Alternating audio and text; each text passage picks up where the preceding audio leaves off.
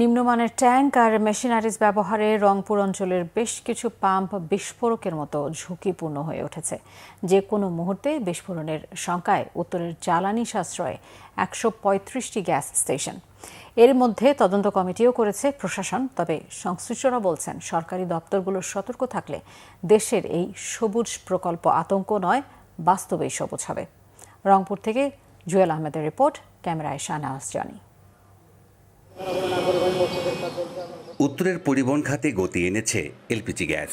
কর্মসংস্থান হয়েছে অনেকের। সড়ক মহাসড়ক ঘেঁষে গড়ে উঠেছে এই সবুজ প্রকল্প। সম্প্রতি রংপুরে এলপিজি স্টেশনের ভয়াবহ বিস্ফোরণ চমকে দিয়েছে পুরো অঞ্চলবাসীকে। শব্দের তীব্রতা ছড়িয়ে পড়ে ৩ কিলোমিটার এলাকায়। এতে নিহত হয় একজন, আহত অনেকে। বিধ্বস্ত হয় আশপাশের ঘরবাড়ি ও ব্যবসা প্রতিষ্ঠান। ক্ষয়ক্ষতির পরিমাণও বিশাল। বিস্ফোরণের পরেই আমরা জানতে পারলাম যে পাম্পের ট্যাঙ্কির ভিতরে 2টা সেফটি ভালভ থাকার কথা, সেখানে একটা দিয়েছে। এই কারণেই কিন্তু বিস্ফোরণটা বেশি হয়ে গেছে। পাম্প বিস্ফোরণ হওয়াতে এলাকার অনেক ক্ষয়ক্ষতি হয়ে যায়।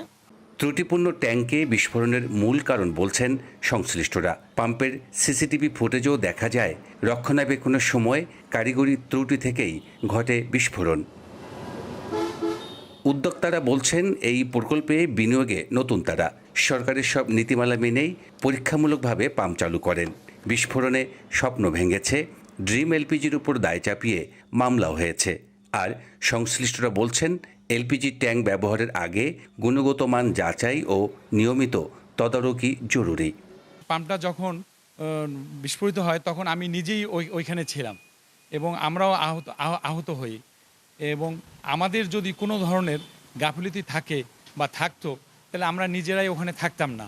যেখান থেকে ইম্পোর্টাররা গ্যাস সাপ্লাই দেয় এবং ম্যাটেরিয়ালসগুলো সাপ্লাই দেয়, এগুলি বিস্ফোরক অধিদপ্তরের যথাযথ অনুমোদন থাকতে হবে, ফায়ারের অনুমোদন থাকতে হবে এবং ক্ষেত্রে বিএসটিআই এর অনুমোদন নিতে হবে, যেগুলো কোয়ালিটি সঠিকভাবে ইনশিওর করে। এ ঘটনায় এলপিজি স্টেশনগুলোর নিরাপত্তা ও মান নিয়ন্ত্রণ ব্যবস্থার দুর্বলতা প্রশ্নবিদ্ধ। এলপিজি গ্যাস সরকারের সবুজ প্রকল্প, কিন্তু এলপিজি কোম্পানিগুলোর নিম্নমানের উপকরণের কারণে এই পাম্পগুলো কখনো হয়ে ওঠে ভয়ঙ্কর। বিস্ফোরণের ভয়াবহ ক্ষত নিয়ে এখনও আতঙ্কে আছে রংপুরবাসী। জুয়েল আহমেদ, বাংলাভিশন, রংপুর।